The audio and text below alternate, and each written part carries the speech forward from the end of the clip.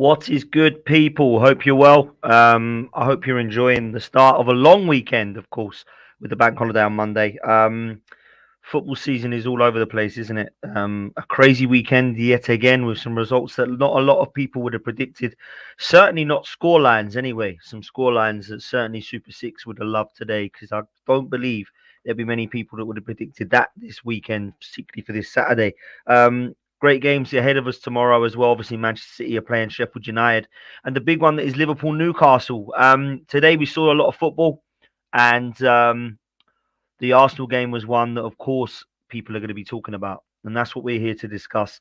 Big up everybody in the chat. Make sure you do me a favor. Make sure you smash a like on this one and subscribe if you can. We're very, very close. We're creeping towards 12K, which is our next target. So make sure that you're all involved in that one. But please smash a like on this as well. Please get your questions in. We've got a few already. Know a lot of people are going to be interested in to know what your thoughts are and what my thoughts are on this one today. Please make sure you put a Q at the start so I know it's a question. And excuse my hoarse voice. Obviously, I was doing a lot of shouting today and it's just starting to go. If you do want to throw in a super chat, then please make sure that you do that. Anything you have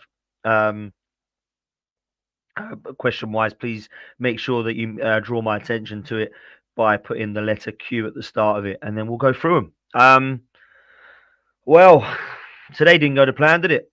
And who knew? I said this was not sustainable. I said I was confused. I said I didn't believe it was something that we could continue to do throughout. And this system was just not what we want to be seeing. It's not exciting to watch. It wasn't pretty football. It's been unconvincing for a long time. And I believe the first two games, we got over the line. So everybody was happy. When you win, cures everything, doesn't it? But I always felt that this was around the corner, this result. Not against Fulham, I must say, but I did feel that at some stage it was going to go kaput, and that's exactly what it did today. Now, I haven't lost the game. Could have been a hell of a lot worse towards the end of the game. I thought maybe if it wasn't for Ramsdale's save, we could be walking away losing to 10 men of Fulham, which is scary. Very, very scary. So let's start with the team news. Now, when it came when the team news came up against Forest, everybody was a bit like head scratching, never really understood what was going on. But it was told then that they were playing that six at the back, so we're going to have to change our system. So, okay, that's cool. Then against Crystal Palace, well, it's a hard place to go, Selhurst Park. So we're going to make sure that we're solid, we're possession based, we control the football, and that we're brilliant on the attack. Now, to be fair, we were everything that I'd said there other than being brilliant on the attack. I didn't think we were. I thought we fluffed our lines, but also I didn't think we created loads and loads against Palace, or to be fair, against Forest. And again, I don't think we created much today. So I don't think this system is working. People will call me negative. People will say it's toxic. People will just say, sit on your hands, get on with it, mate, and just move forward. Now, that's fine if that's how you want to support your football club. I don't want to support my football club like that because I want to see us doing everything we can to the best of our ability. And I don't see that right now. The team selection at the moment is bizarre. Just listen to TalkSport. There's a guy on there calling up Jamie O'Hara and Gabby Bonlahor, and they're all as confused as each other. Nobody can understand why Gabriel's sitting on the bench. Has he done something wrong? Does he not fit this system? Is he now not comfortable enough on the ball for Mikel Arteta? Is he now the next Kieran Tierney? Is he the next casualty? Does he no longer fit into his plans? Is he leaving? Are the Saudi Arabian leaks all true? Nobody can tell me. It's very, very bizarre. Now, I would say that Gabriel is probably in the top three Mikel Arteta signings since he's come and arrived here at the club. I would suggest that that's the case. I really don't understand why Gabriel is no longer in this side. I think he was our best defender last season. I don't think he's our best defender. I think Saliba is, but I think Gabriel was last season due to the Gabriel and Saliba link, but also the Saliba injury. And I just don't understand why you would want to break that partnership up. Because for me, William Saliba and Gabriel complement each other. They're perfect for each other. William Saliba is an absolute Rolls Royce. He's so comfortable on the ball. Everything's calm, composed. Gabriel is that guy who is the Martin Keown or the Sol Campbell of that Colo Torre Tony Adams partnership. That's what I see Gabriel as. We need him. He's also very comfortable with his passing on that left hand side because he's very competent on his left foot. And I think it's been working perfectly fine. Throughout the whole of pre-season, I've never seen this partnership broken up. Now all of a sudden, it's like, I tell you what, we've been practicing in pre-season for X, Y, and Z, and now we're going to try something different now the season started. And I've just listened to Talk Sport, and the guy was brilliant who rung up. He said it's like doing an English exam and studying Macbeth. And in the day of the test, you turn over the sheet and it's about Othello or Romeo and Juliet. And that is such a good analogy because we've been looking throughout pre-season and the whole of last season with a 4 at the back, 4 in midfield, 3 up top. Everybody could name our 11.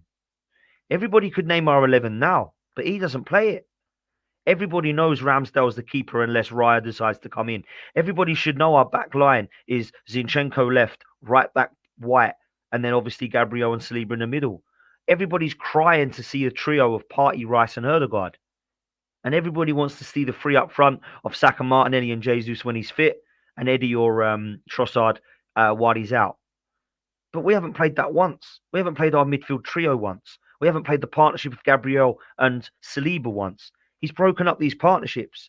Ben White and Saka, how good was that looking? No longer. Now, I understand that Ben White is sometimes playing a little bit over there, but it's not working. And is he playing Kai Havertz in this system? Is he shoehorning him in? I don't know still. I don't know. It looks that way, but we'll only really know when Jesus and Zinchenko come back 100% fit. When they come back 100% fit, I need to know what I'm seeing there because this at the moment, it just doesn't look right. It does not look right. And I'm sorry, guys. I know it's a little bit negative or it might be toxic for people to listen to. I get enough of that all the time, and I'm sick to death of it now, if I'm honest. Because when something needs calling out, you need to call it out. You can't sit there and make things so complicated and then expect Arsenal fans to go, well, I can see what he's doing. Because nobody can. We spent the whole of last season telling everybody that Thomas Partey was as good as Rodri and Casemiro up until the latter part where he dropped off. Now he's playing at right back. So we've put our best midfielder at right back, which means that we've put our best right back at centre back, and then we're playing Kai Havertz in a Granit Xhaka role with Rice holding, and then we're allowing Saka and Martinelli to try and get themselves involved, which isn't working either, by the way, as much as I love them both, to try and get themselves involved in the play with Havertz and Eddie, and then today Trossard as well. So I think there's clear understanding of why there's a communication, why they aren't familiar with this. And I said at half time to a good friend of mine, Matt, I said, that don't look too good, does it? And he's like, what do you expect? These people are learning new positions now all of a sudden. And I just thought, yeah, why though? Why? Why the hell are we on game week 3 and we're still trying to sort out a new system that consists of Partey at right back, Ben White back at centre back, and then the midfield as it is? It is not working. And it wasn't working against Forest or Palace, but everybody thought it was because we won. Now, if we would have won 2-1 today, people would have said, see, the system works. But actually, no, the system didn't work, which is why he had to bring the attacking options on, which were actually Vieira and Eddie, which a lot of people scoffed at, who actually completely changed the game for us and could have won us it. So this system, it's got to stop. Go back to what works. Go back to what we all know. And go back to what we all loved last season. I was really looking forward to seeing the back line. I was really looking forward to Declan Rice in that midfield. I was really looking forward to a front three. We haven't seen any of that. Not yet this season anyway. And if he consists with this, it will go wrong for him. Because this is against Fulham, Palace and Forest. Not Real Madrid, Man City and Liverpool. Let's be real. This has not worked. Mikel, I get what you're trying to do, but it ain't working. So stop it. Move on. Go back to it. And I can only think that Jesus and Zinchenko might force his hand into doing that. Will that mean Gabriel comes back into the side? Yeah, I think it will. The minute Partey goes back into the midfield, everybody will shift over and it'll open that gap for Gabriel to get his place back. But I don't understand why Gabriel's not there. Very bizarre. Very, very bizarre. So we sit down, and yet again, just like Southampton of last year, just like Bournemouth of last year, just like Fulham of last year, we give away a stupid, stupid, stupid goal, yet again by mistake. The timing was just like Bournemouth and Southampton, and the mistake just like the one that we gave Fulham last year. So we get to a stage of being 1-0 down, and they have the opportunity to have an advantage. I don't quite know without looking at it again what the hell's gone on there. Saka's obviously provided a really poor pass, and Ramsdale's been caught out because he didn't expect the pass, which is fair enough, and we're 1-0 down. Now, the frustrating thing for me was the whole of that first half looked imbalanced, well off the pace, slow, sluggish, lackluster, no directness, no confidence to drive at the defence. And if I'm honest with you, I don't really think we created anything at all. And the shots that we did have just rolled into the hands of Leno. So I was really disappointed. I thought Trossard was poor. I thought Havertz was poor. I didn't think Martinelli and Saka were effective. I didn't think Martin Odegaard had a very good game today. And I said that and a few people scoffed because they love him and he's our captain. But let's have it right. He's an insanely good footballer. But for his level, that was a poor game today. And I didn't feel like we had any control in the midfield. I didn't feel like the defence really worked. I didn't see us winning headers at the back. I didn't see us dominating. And I thought apart from maybe Saliba and Declan Rice in the first half, everybody was poor. So then he changes it in the second half and Eddie comes on for Trossard. That was fair. Bit surprised that Havertz stayed on, but he seems to want to make it work. Trossard comes off for Eddie. And Eddie was brilliant when he came on. And Fabio Vieira, who's taken a lot of criticism, rightly so, he's been poor. He come on today and I thought he was brilliant. And he wins the penalty from a great bit of skill and Saka makes it 1-1. And you can see straight away that the crowd's lifted and the team is starting to become more attacking. And we were more attack-minded. When Partey had come off, and I don't know why he'd come off, by the way, but obviously it had taken him out of that right-back role, and we started to be more fluid and we started to look a bit better. And then what happens is we get to a stage where we find ourselves taking the lead. Now, again, it's great play from Fabio Vieira. It's a fantastic assist. And Eddie Nketiah, to be fair, that is where he is best. I always find with Eddie when he goes through one-on-one, I'm like holding my breath. But when it's instinctive, a little bit like Olivier Giroud type, I always think he's got more of a chance of scoring in the right place, Fox in the box, and then he manages to give us the lead. And I think Fabio Vieira, if we'd have won the game, probably should have come off with the Man of the Match award because of those two pieces of skill that got us into that game. And I think Eddie deserves credit for that as well. Thought his strength was great. Thought his work rate was superb. Thought his movement and his energy was great. He showed some intensity that I don't think we really had. Now, Kai Havertz, by the way, was poor. I don't know what we're seeing in this guy, and I don't know what people are seeing in him. I'm seeing at the moment the Kai Havertz that Chelsea saw for 3 years. Somebody who swans around and doesn't do very much. But when he does chest the ball or flicks it or passes it, all the Arsenal lovers go, oh, I'll tell you what, this guy is going to change the way that things go around here. No, this guy, unfortunately, has not had a good game in an Arsenal shirt yet, in my opinion. For £65 million, just like Pepe, I'm going to be putting pressure on him because that's what this fan base do. The fan base did it with Pepe, so now we're going to do it with Havertz. Because for me, it has to be fair. You can't sit there and say, give Havertz time and then not give Pepe time. Or the other way around. So it's got to be fair. For me, needs to more than 3 games, but I ain't impressed so far. So he needs to start up in his game. I thought he was poor, man.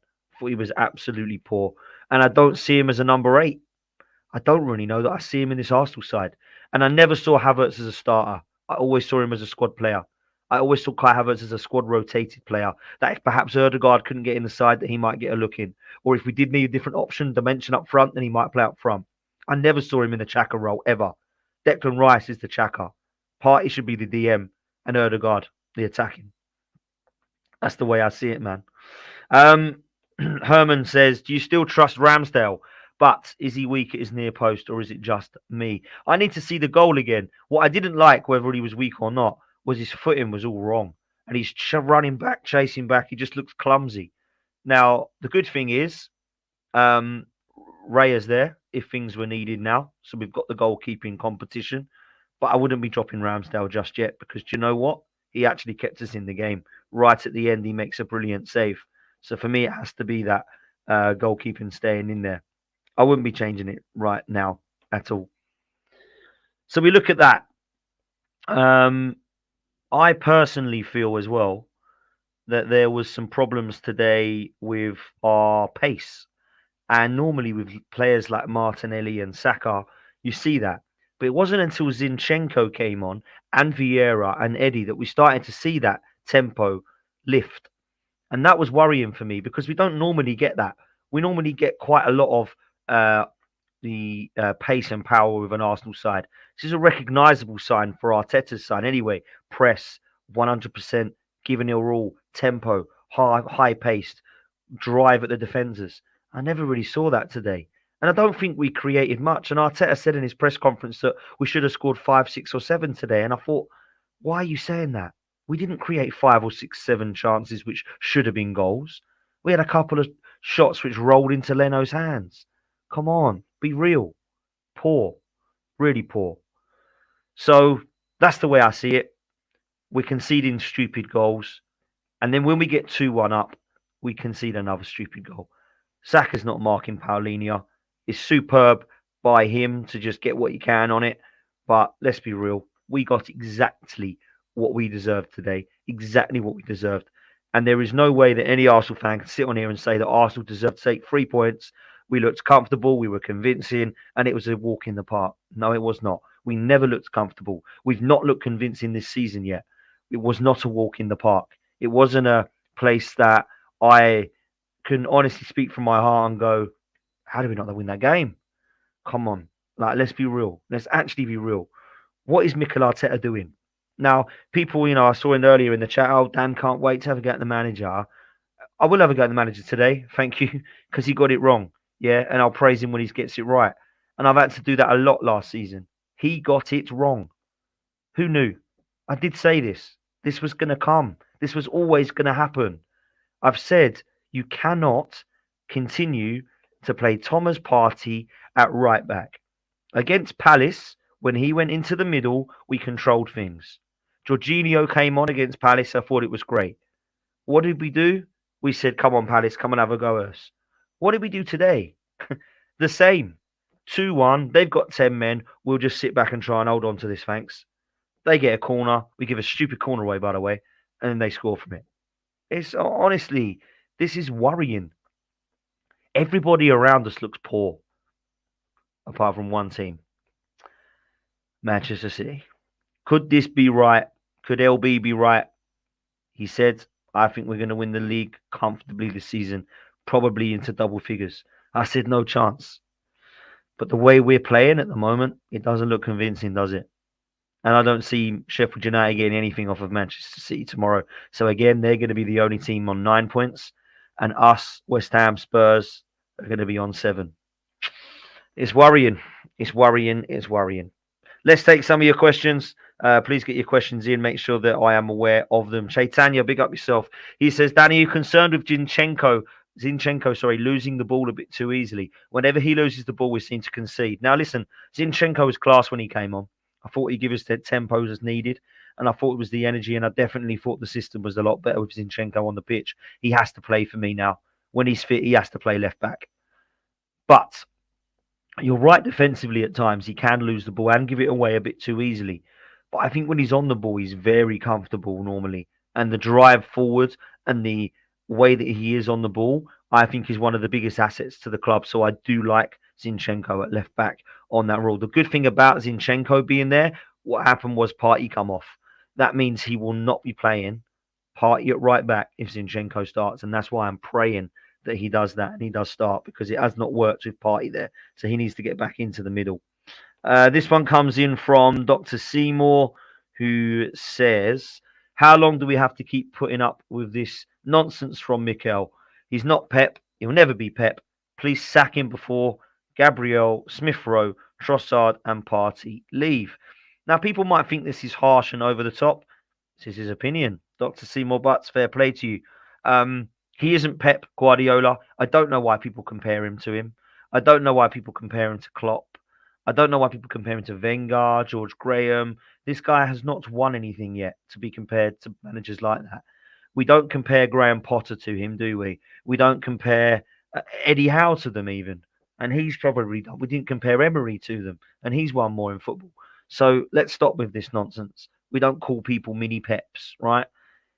For me, he does need to be very, very careful how hard he makes it for himself. And the Kai Havertz one is a big one. The leaving Gabriel out is a big one. The playing Thomas Partey at right back is a big one. Using substitutions ahead of others is a big one. In-game management is a big one. These are all pressures that Mikel Arteta is going to have to deal with this season. Can he use a squad? He's never had to do it before, ever as a manager. Not just at Arsenal. He's never had to be in the Champions League before, ever as a manager, let alone an Arsenal manager. He's never had to rotate. He's never had to use his squad. He's never had to keep players happy. Can he do it? Is he nearly there, man, or is he the guy? I hope he's the guy. I fear he might be a Brendan Rodgers, and we might need a Klopp to take us forward. That's my biggest fear in the back of my head. I'm thinking, I wish I didn't feel that way. I wish I had the confidence and belief that Mikel Arteta can take us to a title. But I just don't, guys. I just don't. Next question is from CS. Where is it? Here we go. So this one is from CS. He says, how long will Zinchenko experiment continue? He's cost the treatment again with his defensive errors. Listen, Zinchenko gets a lot of blame for his lack of defending, and I got a lot of stick for sticking up for Kieran Tierney. I thought Kieran Tierney provided exactly what we needed for a game that Kivior played in today. Now, it's mad, isn't it, that Kivior plays, and all of a sudden, this is, Kieran Tierney couldn't do this. I actually think Kieran Tierney could do that. And I think today would have been perfect. But there we go. Zinchenko come on. I thought he played well. I know you're saying it cost us, but I actually thought he played well. You're right. For the second goal, a problem. Saka didn't mark his man either. That was a problem. But Zinchenko, he's the guy. He's the guy Arteta wants. So we're going to have to stick with him. Where are we? This is from Elena, who says, was there empty seats today in the stadium? Are people reselling them, but people like me can't even though I want to? 17 to 19 home games. Okay, let me tell you this. This is going to sound harsh, and I've already got some stick for it, but I'm going to say it again because I stand by it. I've got nothing wrong with getting people to games that can't normally get there. But this new balloting system is a shambles. The new system at Arsenal is a shambles. Again, today, people had problems. Yep, it wasn't as bad. There was no delayed kickoff. But they've managed to just about sort that out. But the balloting system has affected the atmosphere at the stadium. The Ashburton Army were the only people I could hear today. I'm not saying that it's because of just the balloting system. There might be other reasons. Could be a bad day. It could be a bad day at the office. It could be that people just weren't feeling it. But there are empty seats. There are a balancing system now where people are completely new around us. So there's no cohesion. Nobody knows who anyone is as much. I looked around me today and I could not believe the amount of new faces there are. Now, some people might think that's great. And I don't mind that because I'm all for new people going to games. I love the fact that people can get to games and think, wow, this is my first game. I took my nephew today for his first game. Brilliant, right? All for that. But it will affect the atmosphere. Because that person who doesn't really know anyone and it's the first time at the Emirates, what are the songs? What's this is a bit loud for me. You will get that. You will get that. I'm taking my son for the first time. No swearing, no shouting, please. Let's just watch the game. I'm in awe of the players. That will happen. Now, I'm not saying there's anything wrong with it, but there will affect the atmosphere. And I think we've seen already that that's the case. Everybody today is flat. Where's the atmosphere? Does anyone know where he is? Oh, there's loads of people out there I've never met before. That was happening. And a lot of people bit on that and said, oh, that's out of order. You shouldn't say that, Dan. Well, maybe I shouldn't say it, but it is actually facts. Yeah, it is actually factual. There's people that I love to get to games. There's my friends that would love to go for the first time, and I tried to do my best to get them there. But actually, this new balloting system has allowed for the fact there to be completely new people around, some spare seats, the new ticketing system with the digital passes only. I know for a fact there's some people that just aren't tech savvy enough to know, so they'll either not bother going, or the anxiety will be too much for them to transfer it over, so they'll just won't bother going with their seat and lose the game. We've seen that already. There's seats everywhere. This has just been a bit of a shambles for the first few. And I understand it's a new system, it might take time. This is a really good question from Alina. And yeah, there were some empty seats today, and the atmosphere was dead. And I do put it down to the balloting system like a few others. Joseph says, why do we always concede stupid goals at home? It reminds me of the Wenger era all of a sudden. Attack and no defence. Absolutely it does. I don't know. All I can think is that the intensity is just too much and the emotions go through with it. We're not switched on from the off like we are in the away games. All this goes through my head, but I just cannot believe what I'm seeing with early goals like that. Ash says that Havertz should never have started, should he? No. Havertz is a rotating player. He's a squad rotation player for me. He's not one that should start. I think he proved why today. Alina says, was there empty seats in the Emirates and how was the atmosphere? I think I've just answered that one, so I won't go into that one again. Joe says, why do you think Smith Rowe and Nelson don't get a chance? Well, Nelson, I think, has just come back from injury. Smith Rowe, though, has no excuse. He should be getting ahead of Fabio Vieira and Havertz for me, but he's not. And Mikel Arteta doesn't see him in that. And I just think it's sad because 2 years ago, he got 12 goals and 7 assists, was our top scorer. We haven't seen the kid since. He's been injured. And when he has been fit, he ain't been playing. And I'm not so sure why that is. Swamp says that what does Havertz bring to that number 8 role that Smith Rowe couldn't? A £65 million worth of money and pressure. That's what he does. Arteta will always pick Havertz now over Smith Rowe because of that reason. And that's why he's picked Vieira ahead of him as well. Because they both cost 100 million and Smith Rowe come from the academy. Sorry, it's true. Big up, Mark. Hope you're well, mate. Says, how do you think we'll get on against the top teams if we persist with this crazy experiment? Bearing in mind we've scraped past 2 relegation candidates and drew against the mid-table side. Very badly would be my answer, Mark. Very badly.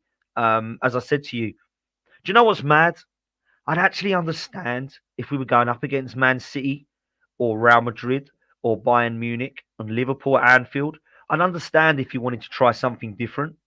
But this is against Palace, Forest, and Fulham. Be real, man. We go up against this at Man United, we're going to lose the game. We're going to draw it. That's the way I see it. This is from Chavi, which says, with it being the final days of the window, what do you think we need, or who is the one missing piece? I hate to say it, Chavi. I think we've got more than one missing piece. I really do. I honestly believe we're 3 players at least still short. And people might think that's extreme, but I think it's true. And I'll tell you why I think that's true. There are 4 players in this side, when everybody's fit, that we cannot replace at the moment without there being a huge drop-off. One of them is Saliba, because Timber's now injured.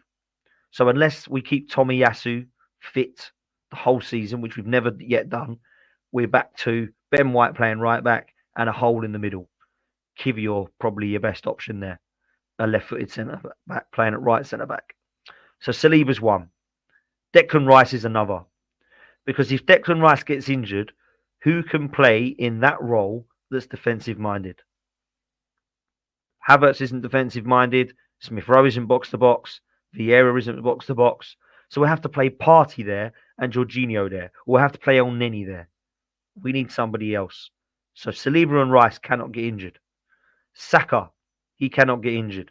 We need a right winger, right-sided forward that is not a drop-off.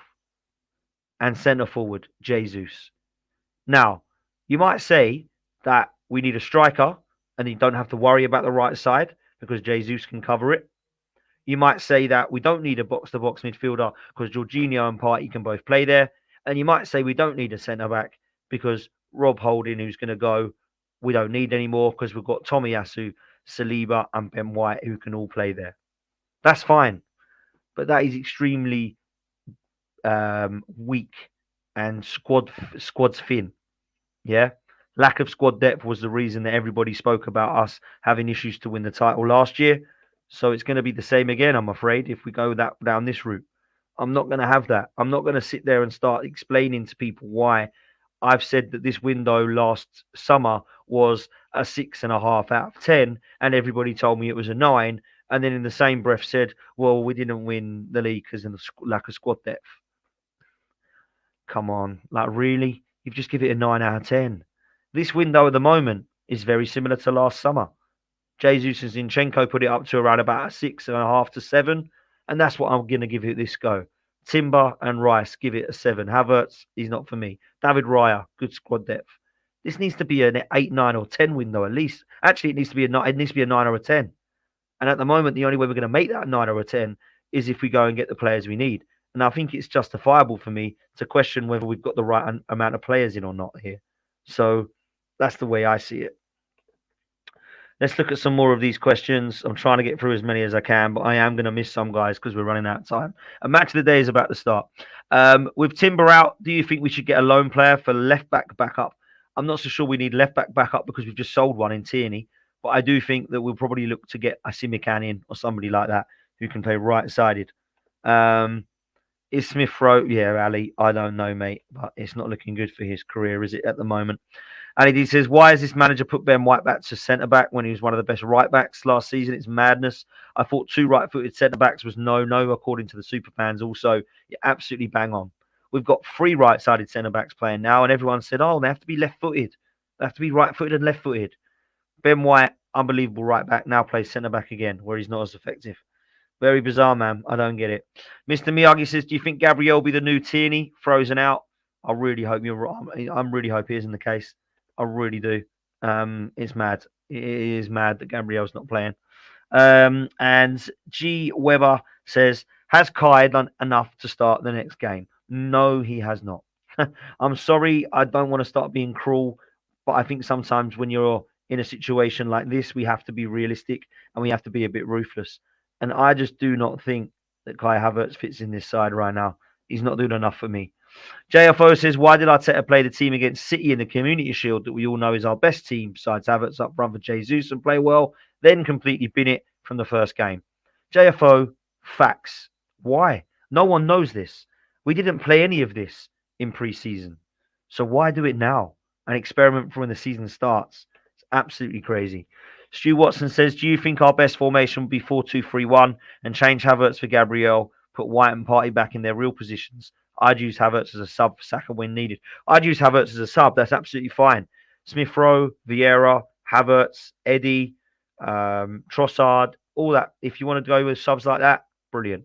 But for me, our best 11 right now is Ramsdale, White, Saliba, Gabriel, Zinchenko, Partey, Rice, Erdegaard, Martinelli, Saka, and Jesus.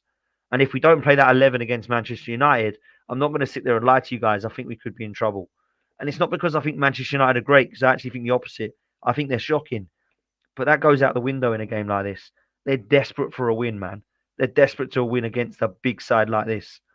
And for me, we're desperate to go and prove that actually this feels like a loss. We're going to bounce back with a win. And that's what I expect to see. I'm sorry, I'm going to have to say it. Alina has said, can I ask about the atmosphere and the empty seats? I've already answered that question. If you go back, you'll see, and I put your questions up. Yeah, there was a poor atmosphere today, and there were empty seats, and I put it down to the balloting system in a nutshell, without going back into it again. Guys, it's been a pleasure. I'm going to leave it there. I do feel personally like there's some problems with Mikel Arteta's system right now. I'm not going to sit there and lose my head over it. I will say this. If we can revert back, then we might be able to go on some momentum. Football is about momentum, hugely. Everybody can name the 11, and people say, I don't like that. It's too predictable. Actually, what it does, though, is it provides us some good momentum going forward. And I think that's exactly what we need. Make sure you do me a favour. Before you go and watch Match of the Day, I need you to remain here for a couple of seconds, and I'll tell you why. I need you to hit the like button, please. I don't know what we're on at the moment, but if you can try and get it to over 100 likes, that would be amazing. We're not even on 100. Come on, people. There's 300 of you watching. Let's get it to 150. Make sure you hit the like button. And while you're doing that, hit the subscribe button as well. If you like a bet and you like UFC and you like football and you like Formula One, please do not miss this chance. This is for you. This is not a scam. This is not a bet. This is something that I use and I've become very successful with it. This is bread and honey bets. Make sure you check it out in the description or take a look at this. Take it easy, guys. Layers. Oh, and up the Arsenal. Take care. Yes, people, listen up. Do you want an easy way to make money? Check out Bread and Honey Bets now. With an incredible win ratio, do not miss this chance. This is highly recommended by myself after a very successful win ratio. With betting tips from professionals on your favourite sports such as boxing, MMA, Formula One and football. Check it out for yourself for only £10 a month with guaranteed return on investment. Check out Bread and Honey Bets now on the Patreon or follow the link in the description. Check it out, people.